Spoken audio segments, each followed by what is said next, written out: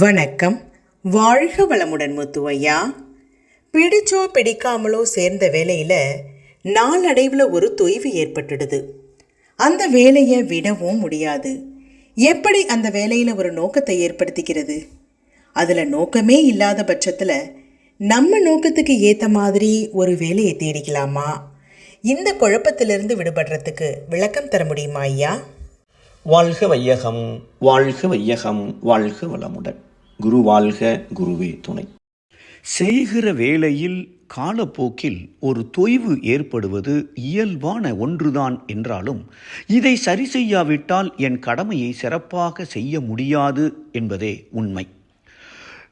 நாம் செய்கிற வேளையில் தொய்வு ஏற்பட எது உண்மையான காரணம் என்பதை முதலில் கண்டுபிடித்து அதில் நாம் நம்மை சீர்திருத்தம் செய்து கொள்ளலாமா என்பதை சிந்திக்க வேண்டும். இதுதான் முதல் விஷயம். குறிப்பாக என்னென்ன காரணங்கள் பாசிபிள்? ஒன்று, சாப்பிடணும் கூட ஆசை இல்லாத போது எனக்கு ரொம்ப விலை மதிப்புள்ள உணவை ஒரு நண்பர் வாங்கி கொடுத்தாலும் முழுமையாக அது எனக்கு பலனை தராது. எந்த நோக்கத்திற்காக இங்கே வேலை செய்கிறோம் என்பது ரொம்ப முக்கியம். வெறும் சம்பளத்துக்காக என்றாலும் கூட கடமையை சிறப்பாக செய்வதில் சிரமங்கள் இருக்கும். ரெண்டாவது, செய்கிற வேளையில் 2 வருடத்தில் எனக்கு எல்லாம் தெரிந்து விட்டது, அதையே திருப்பி திருப்பி செய்ய வேண்டியது உள்ளது. இங்கேயும் தொய்வு ஏற்பட்டு விடலாம். மூன்றாவதாக, செய்கிற வேளையிலே ஒரு வளர்ச்சி, சம்பள உயர்வு, பதவி உயர்வுக்கான வாய்ப்பே இல்லை என்றாலும் தொய்வு ஏற்படலாம். நான்காவது, என் திறமைகளை முழுமையாக பயன்படுத்தக்கூடிய வேலையாக இது இல்லை. இங்கேயும் தொய்வு ஏற்படலாம். அடுத்ததாக, வேலை வேலை வேலை, ஓய்வு எடுக்க சாப்பிடக்கூட நேரம் இல்லை. இங்கேயும் தொய்வு ஏற்பட்டு விடலாம். அடுத்ததாக, நமது பிரின்சிபிள்ஸ், கொள்கைகளுக்கு, பண்புகளுக்கு பொருத்தமில்லாத செயல்பாடுகளை உடைய நிறுவனத்தில் வேலை செய்தாலும் அங்கே நமக்கு தொய்வு ஏற்பட்டுவிடும். தவறாக கணக்கு எழுதச் சொல்லுகிறார்கள். இங்கே நாம் மாற்றித்தான் ஆக வேண்டும். எது என் தொய்வுக்கு காரணமோ அதில் நான் எதையாவது செய்து என்னுடைய திறமையை மேம்படுத்தி செயல்படுத்த முடியுமா? இது முதல்ல நாம் சிந்திக்க வேண்டிய விஷயம். ரெண்டாவது, இதில் எதுவுமே சரியில்லை, நோக்கத்தை நாம் இதே வேளையில் ஏற்படுத்த முடியுமா அல்லது வேற வேலை நோக்கத்தை ஒட்டிய வேலையாக தேடணுமா என்பதற்காக ஒரு சில ஆலோசனைகளை கருத்தில் எடுத்துக்கொள்வோம். அடிப்படையாக முதல்ல நாம் யோசிக்க வேண்டியது, எனது வாழ்க்கையின் உச்சபட்ச நோக்கம் இறை உணர்வு பெறுவது. இதை நோக்கிய பயணத்திற்கு இந்த வேலை உறுதுணையாக இருக்கிறதா இல்லையா?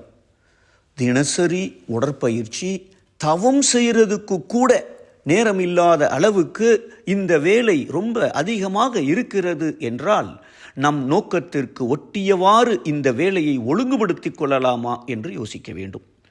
இல்லாவிட்டால் நாம் வேறு வேலை தேட இதை ஒரு காரணமாக எடுத்துக்கொள்ள வேண்டும். இரண்டாவது விஷயம், வாழ்க்கை என்கிற ஒரு பயணம் இனிமையாக இருக்க பல விஷயங்கள் நமக்கு தேவைப்படுகிறது. முக்கியமாக குடும்ப அமைதி. நாம் பார்க்குற இந்த வேலை, இந்த ஊரையே என் வீட்டம்மாக்கு முதல்ல பிடிக்கவில்லை,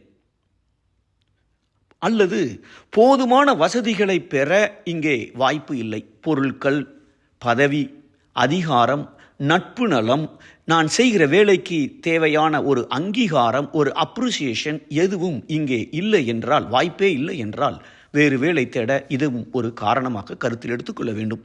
மூன்றாவதாக, நான் முழு திறமையுடனும் முழு ஆர்வத்துடனும் வேலை பார்க்க எது எது என்னை ஊக்குவிக்கும்? சம்பளமா, சுதந்திரமா, புதிதாக கற்றுக்கொள்ளக்கூடிய வாய்ப்பா, புது புது மனிதர்களை சந்திக்கக்கூடிய வாய்ப்பா? எது எது எனக்கு சந்தோஷத்தை அதிகரித்து ஊக்குவிக்கும்? எது எது என் சந்தோஷத்தை கெடுக்கும்? நமக்குள் இருக்கும் பண்புகள், கொள்கைகள், ஆழ் மனதில் உள்ள விருப்பங்கள் இங்கே நாம் கருத்தில் கொண்டு முடிவு செய்ய வேண்டும். நான்காவதாக, ஏதாவது ஒரு வகையில் நான் முன்னேறி கொண்டிருக்கிறேனா? அதாவது நீண்ட கால குறிக்கோளுக்கு இதே வேலையை தொடர்ந்தால் என் எதிர்காலம் 10 வருடத்தில் எப்படி இருக்கும்? முன்னேற வாய்ப்பே இல்லை, ஆனால் நான் இன்னும் சோம்பேறியாக, மக்காக மாறக்கூடிய வாய்ப்புத்தான் அதிகம் என்றால் வேறு வேலை தேடக்கூடிய நாம் அந்த முயற்சியை எடுத்துத்தான் ஆக வேண்டும். இது அத்தனை விஷயங்களிலும் ஏதோ ஒரு நோக்கம், நாம் செய்கிற வேலையில் நம்மால் ஏற்படுத்த முடியவில்லை என்றால் வேற வேலையை தேடுவதுதான் சரியாக இருக்கும். எல்லாவற்றிற்கும் மேலாக இப்படிப்பட்ட சூழ்நிலைகளில் ஓரிரு நாட்கள் மௌனம் இருந்தால் உங்களுக்குள் இருக்கும் இறைநிலை உள்ளுணர்வாக வழிகாட்டும். நன்றி. வாழ்க வளமுடன். வாழ்க்கை கல்வியை ஏற்று வாழும் முறையை மாற்று. வாழ்க்கையை வாழ்வதற்கே. வேதாத்ரிய பயணம் அதற்கே. வேதாத்ரியம் வாயேஜ். வேதாத்ரிய பயணம் என்ற பெயரில் வேதாத்ரிய தகவல்களை ஃபேஸ்புக், இன்ஸ்டாகிராம், லிங்க்டின் இணையதளங்களில் பெறலாம். இன்று இணைக லைஃப் அட் 360 ஸ்கை ப்ரொஃபசர் முத்து இந்த யூடியூப் சேனலை சப்ஸ்கிரைப் பண்ணுங்க.